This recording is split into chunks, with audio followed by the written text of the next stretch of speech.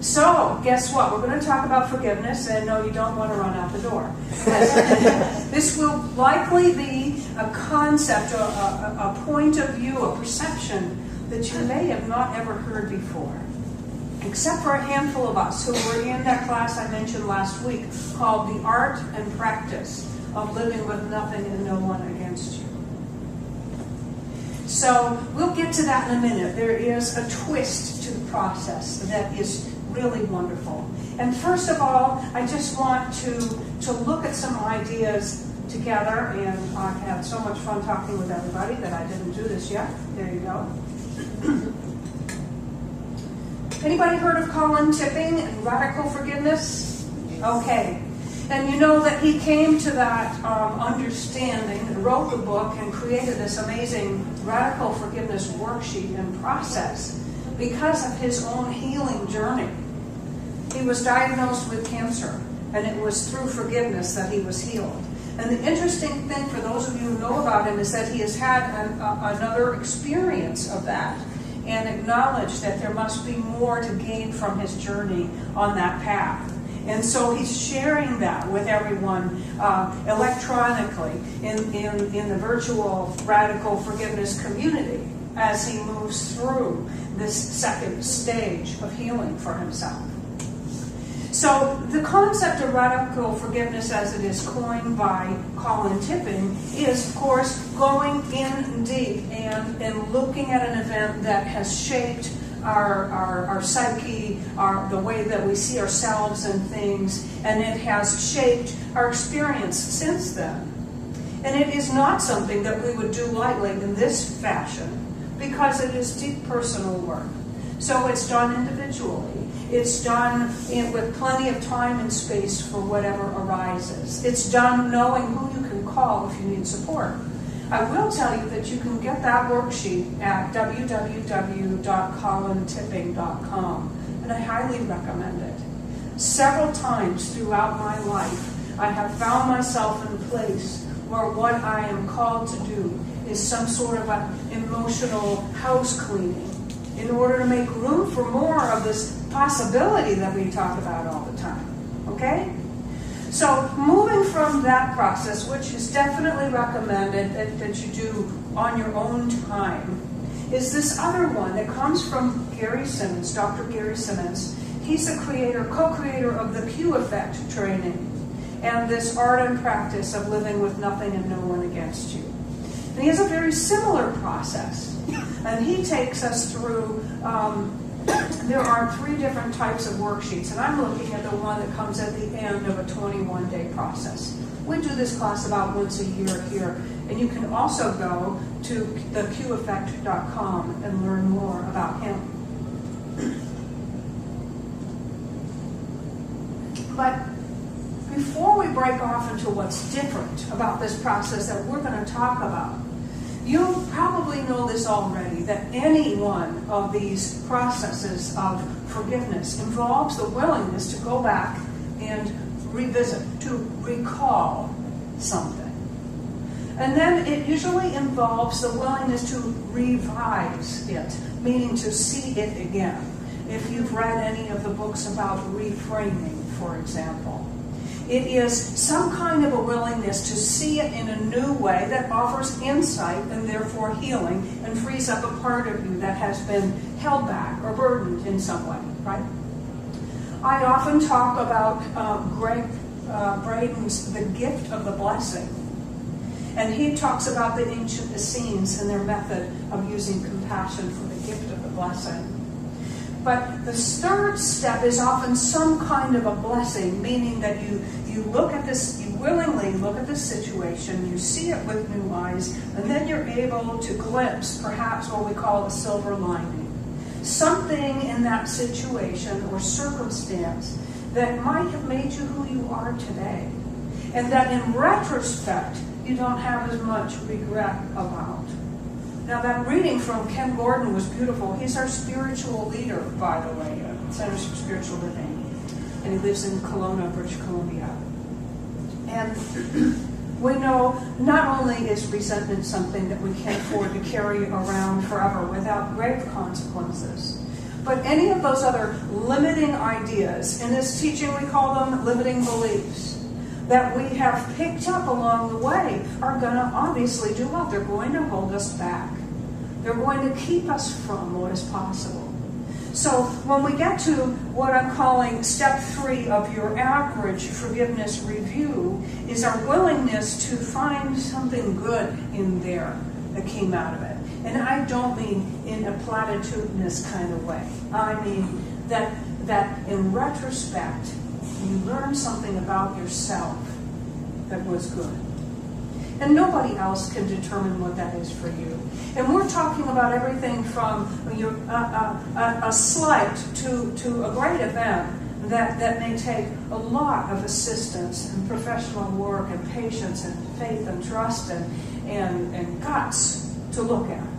So we won't go any further except for to say that the average review, of course, includes first the willingness to look, the second to see differently, and the third to bless, as in to discover the good in some way. The fourth one's pretty obvious. That's to let it go. That's some kind of a release. So we said willingness to look, willingness to see differently, willingness to bless or find the good, and willingness to let it go. And that's not so hard when you see it differently, right? Okay? It is at least by degrees easier because it's already become a different event. And the fifth one is to move on, move forward. So knowing that, let's take a look at Dr. Gary Simmons' process, which again, by the way, is really the tail end of a 3-week daily commitment and a progression towards this final process. But I want to just give you a taste of it. The fun thing that he does is he uses a basic understanding of quantum physics. And many of us at this point have heard or seen some illustration of this idea that everything exists in a wave state of possibility. And thanks to Deepak Chopra, we call it the field of infinite possibility. Thanks to so many, we can even talk about it a little bit. Okay? And I'm sure that we still aggravate the scientists who have more to say about that. But we understand that everything exists in a field of infinite possibility, and I spoke about this a little bit last week. And when you think of it in a particular way, it becomes a particular experience, and all of the other ways that it might show up kind of disappear into the background. Not gone, just no longer visible. So what if you went back, you said, okay, I agree I'm going to go back and look. I agree I'm going to see in a new way. I agree that I'm going to look for the blessing. And then I agree that I'm going to let it go. And I agree I'm going to move on. And you add this one ingredient. Imagine that you go back to a situation that has really held you back. It's created a false set of beliefs about yourself and the world that have held you back in some way. And you say, I'm going to go back. And what I'm going to do is I'm going to imagine that initial scenario. And I'm going to put it back into the wave state, the field of infinite possibility. And imagine that something about how I responded to it, how I saw it, how I perceived it, what I made it mean, how I recorded the story, if you will, how I reacted. It's different. I'm literally going to put it back and take it out in a new way, so that when I move on, I can change the story. For you science fiction fans, I'm confessing that I am one. This is about changing the timeline, right? It's exciting. But what we do here is called scientific mental practice, okay? We're using scientific mental practice. And do you know that you can point the creative power of thought towards your past and shift the outcome? Now, I'm not talking about waving a magic wand and changing what happened. What I am talking about is that through the willingness to go back and to see differently and to look for the good and to give it back to the infinite and pull it out in a new way before you let it go and move on, that you can change something. Here's what changes. Like I said, I just kind of had a laundry list of some of these things. We changed the attitude with which we looked, right? Because we came back willingly. We changed our perception because we agreed to revise. We changed further what the meaning is of this event because we're looking willingly with new eyes. And we are, before we let it go and move on, doing one more change. We're just sort of popping out that part of the process for a moment and saying, I may not be able to shift one iota of what appeared to have taken place in that moment, but I do have the power to change how I remember it. Now see, what we do here is we talk about the creative power of thought. We learn that yesterday's thoughts become today's memories. We learn and gasp that memory is creative. It is stored in the creative medium, subconscious, this place that is constantly connected with the creative activity of the universe. So if we have some memories that are untrue, including resentments but not limited to them, what happens? They continue to call to us people and circumstances perfectly arranged to reflect back in technicolor, in real life, full-fledged experiences that are a match for those ideas. And if they're not true, well, oh well. They still do the same thing. So, what if you use the creative power of thought and you're understanding that you can actually put something back into the wave state as if you haven't selected it, as you haven't thought of it in a particular way yet. And pause and think again and pull it out in a new way. You can do all of that with a shift in perspective. And then what would happen? Well, gosh, I don't know. But I think that might sort of be like the armchair. I'm working on this word right now. Armchair physicist's version of healing. Okay? So you say, I'm an armchair physicist and I'm doing some healing by going back and shifting the way that I see this thing, the way that I remember it. And therefore, I'm shifting everything about how it affects, how it shows up as an effect and how it affects me. So you don't change the event, but you do change the outcome. That's still huge, isn't it? Yes. Okay. So we don't change the event, but we change the outcome. Can you think of a time just recently? Let's say it was something last week. 6 days ago you were so excited about it, and then 3 days ago you found out, well, this is not going to work out. How did you feel?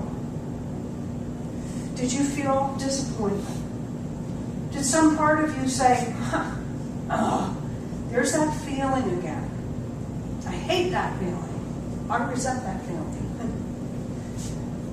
Can you think for a moment, what was the first time in your life when you had that feeling of disappointment?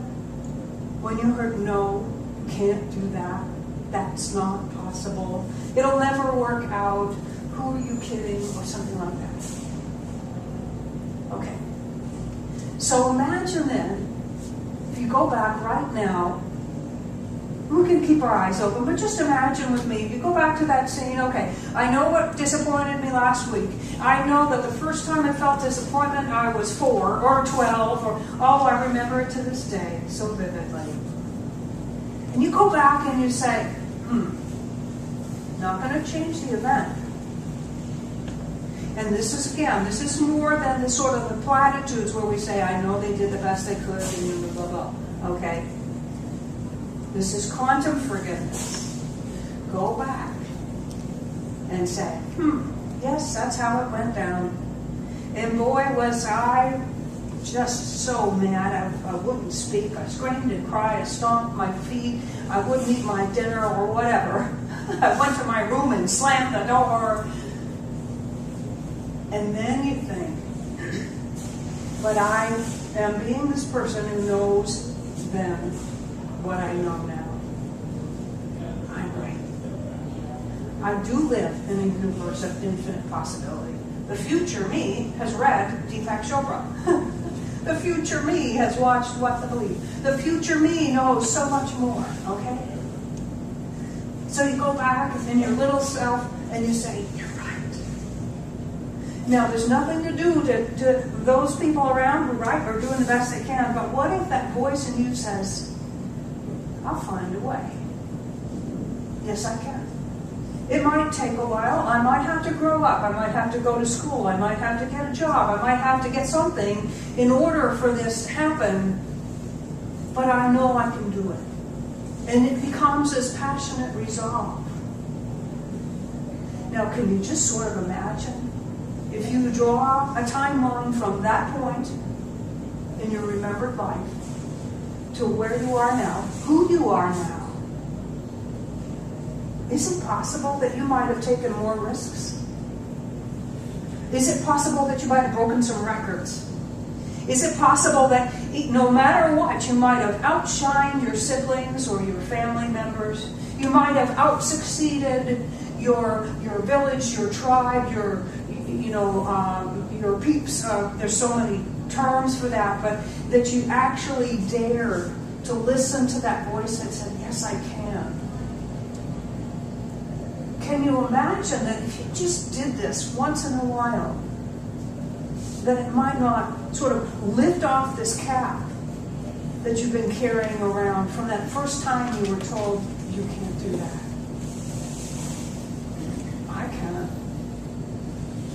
I think it's pretty awesome. You know, a lot of us have done tons of personal work, and maybe all we've done is figured out, yup, that was the first moment. And I carry it around like a badge. Here's my wound. The moment that I was sent to the wrong school and it all went to pot. And if only. Wouldn't it be great to move forward from there? Wouldn't it be great? So why not be this imaginary science fiction, quantum mental practice person that's not going to do any harm, right? If you were to go back and rewrite some of those incidents, the earliest moment you can remember where you took on a false idea about yourself, it will open you up. And it will close the perceived gap between where you are now and this sea of infinite possibility you hear so much about. So many of us have heard about it, and then we look at our lives and we're like, well, now what? Now it hurts even more because I know what I'm missing. This is part of a transition. It's part of an awakening. So, this new idea of forgiveness says, yes, we're willing to go back and look again. This new idea of forgiveness also says, yes, we're willing to revise, to see in a new way. This new idea of forgiveness, like the old one, says we're willing to look for the silver lining. And then there's something that's added in before we let it go and move on. And that is the willingness to rewrite the story. Because this is where our power is. Not just because we have the freedom to think and feel and say whatever we want, but because the power that has. Because of the power that has. So I invite you to consider this brand new, oh my gosh, empowering version of forgiveness that is a giving forward from that first point when you took on a false idea that has held you back. These ideas that we have about ourselves and one another and the world and God's Spirit, Creator, the I Am principle, whatever you choose to call it, those shape what's called our cosmology. And our cosmology is a reason for being. It's like this full-fledged rule book, it's something that we can count on and refer to. And when that's not in good shape, neither are we. And we succumb to all kinds of dis-ease and addiction and confusion and half-living. So why not go back with your magic science fiction armchair quantum physicist something or other and rewrite the story? I invite you to go home today and play with that idea and see what it does for you. And come back and share that with us. Thank you.